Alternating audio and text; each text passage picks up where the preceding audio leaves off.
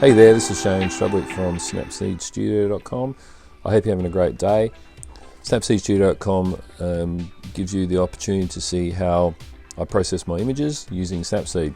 It's a fantastic tool and I love it, and most of these shots are actually just taken on my phone, although I do use a DSLR.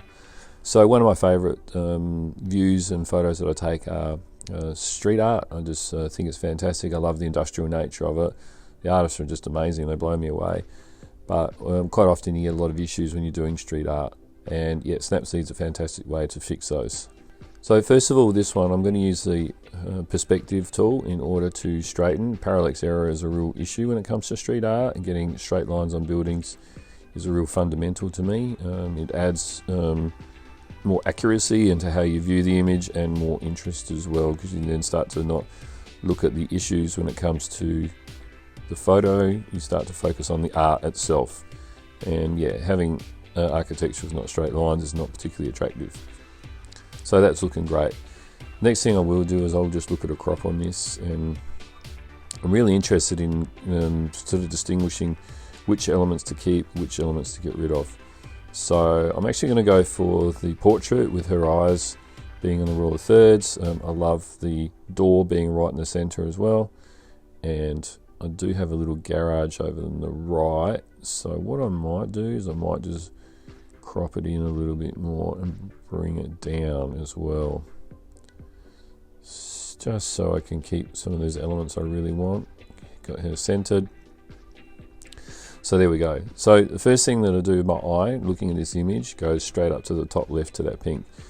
And although it's not great when you're having to remove and retouch, sometimes you just need to actually to enhance an image is just remove that, and then one little thing like that can actually make all the difference. Now in the total art piece itself it looks fantastic, but just in this particular scene it was a distraction. Next thing I'll do is I'll go to ambience, which I find is fantastic because it gives me a tonal range to work with a lot better, and it also allows me to see the first steps of like whether I'm going to saturate or whether I need to add contrast as well. So with this here, I'm actually going to push a little bit more into the shadows, and with my highlights, I'm going to pull them out a fraction. Now, down the bottom left-hand side, you can see a histogram. So if I move things up and down, so in this case the highlight, to get a more tonal range in this portrait, it actually lets me see if I'm blowing things out or not. And finally, I'm just going to add a little bit more color into it, just by increasing the saturation. Not a whole lot, but something that's just a little bit more. So by and large at the moment I'm pretty happy with that as an image. I'm actually finding it's a little bit distraction on the left hand side, so what I might do is I might actually crop the image a little bit more. What I'll actually do instead is I'll change the perspective, so I'm actually going to pull that section out and expand it a fraction more. Now I've got rid of that distraction in the corner on the left hand side, which adds to it. But as you can see now, I've got this little dot down here which seems insignificant, but just using the healing tool we'll get rid of that, and presto, again the image is nice and clean. So if I was to take the image from where it was to where it is now, it's looking really good. So just looking at it, I want to add a little bit more contrast into it. So I'm actually going to go into the contrast here, and you see the contrast can actually flatten some of the color as well.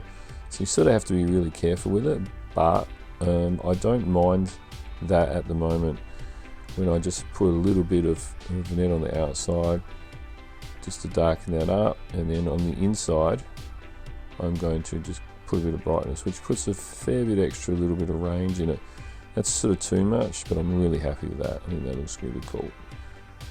Okay, so look at that without. So there we have it, nice piece of street art that looked really good like that, but with a bit of tweaking we're able to pull it in and make a really super saturated punchy piece of artwork and an image. And yeah, you can use these images however you want. You can upload it to Facebook or Insta or wherever else you want to use these images. So you're after more videos on street art or anything else, please just go to snapseedstudio.com or shanestrubwickimages.com. We've got a ton of videos there for you to enjoy and watch how I process those images. And yeah, have yourself a great day.